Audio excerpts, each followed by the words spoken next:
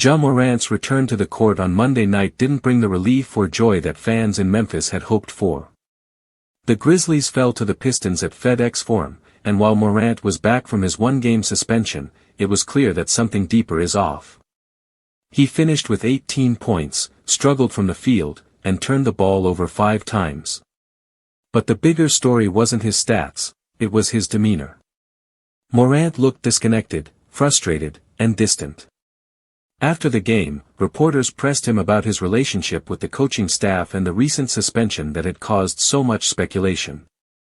His answers were short and cutting, revealing a player who's clearly unhappy. When asked if things with the coaches had been cleared up, Morant deflected, saying, "You all asked them that question, right? So you know the answer." The tension was undeniable. When another reporter asked what the last few days had been like, his answer was flat, "My last 3 days." No elaboration, no emotion.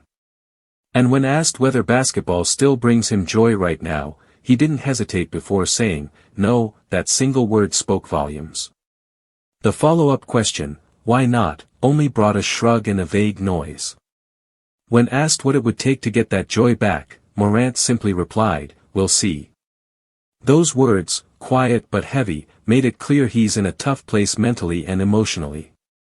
The final question came from a reporter trying to see if Morant had any regrets about his recent performance or attitude. He responded sharply, "That's your home run question. Sounds like a bait question." It wasn't angry, but it was icy, a window into how raw things are between the star guard and everyone around him. Morant's post-game interview wasn't explosive, but it didn't have to be. It showed a player searching for something that once came easily: joy, passion, connection. For a guy whose game has always been fueled by energy and excitement, that loss of spark is a serious concern. Right now, the Grizzlies have more than a basketball problem. They have a morale problem, a leadership problem, and possibly a trust problem between their franchise player and the organization. The hope is that time, communication, and winning can fix things.